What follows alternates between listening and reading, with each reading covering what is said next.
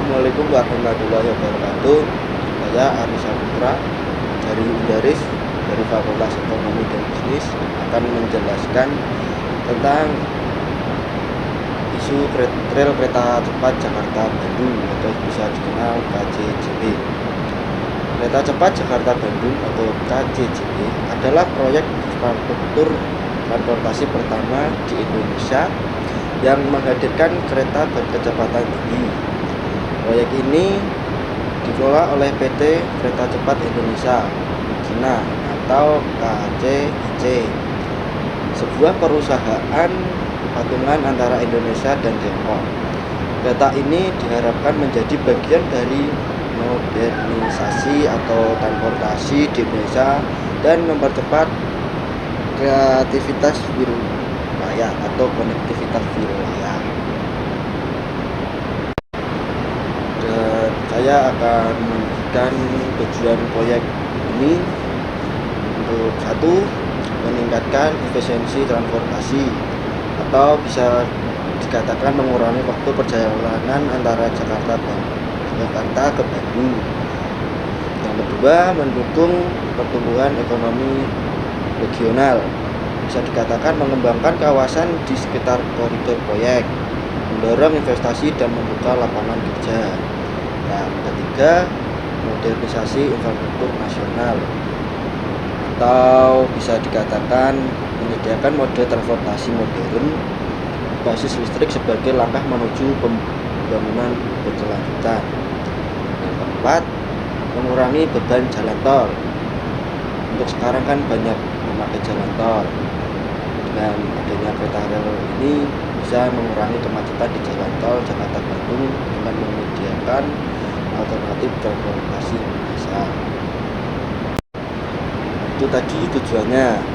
Untuk dampak positifnya, saya bisa masih sedikit saja yang saya tahu, yaitu satu, waktu perjalanan lebih cepat atau perjalanan yang biasanya memakan waktu 3-4 jam dimangkas menjadi sekitar 40 menit.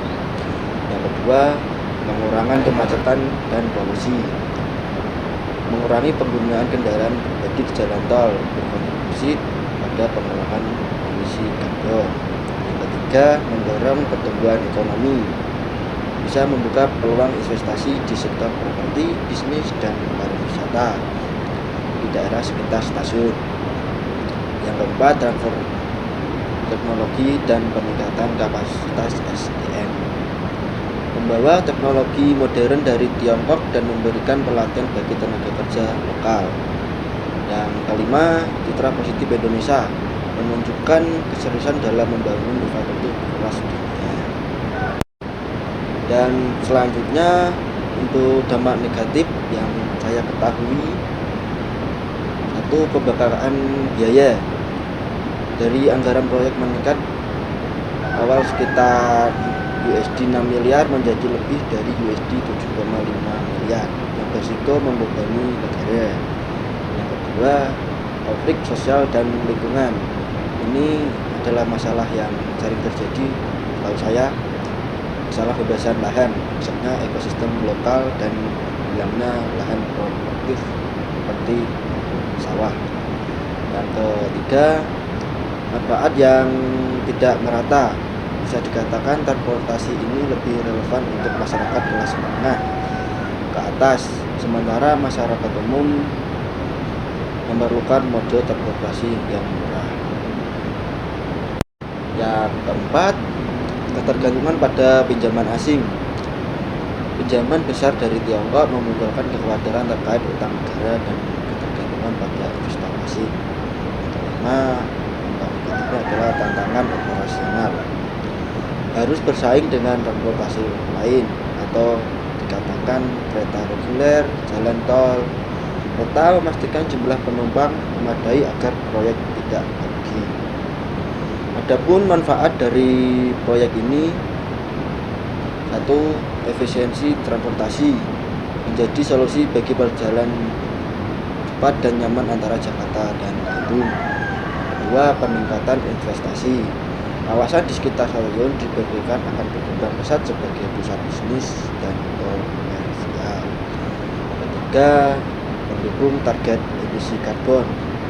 Transportasi berbasis listrik mengurangi ketergantungan pada kendaraan bermotor berbahan bakar fosil. Yang keempat, lapangan baru atau menyerap tenaga kerja selama pembangunan dan operasional proyek. Yang kelima, mempermudah mobilitas, membantu masyarakat yang sering berpergian antara Jakarta dan Bandung, alasan bisnis atau rekreasi.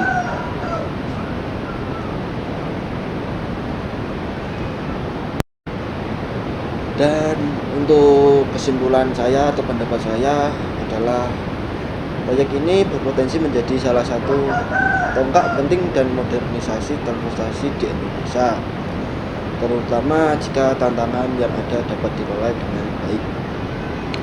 Dengan fokus pada keberlanjutan, pada keadilan sosial, dan efisiensi, kereta cepat dapat menjadi simbol kemajuan sekaligus solusi transportasi yang lebih baik bagi masyarakat Indonesia.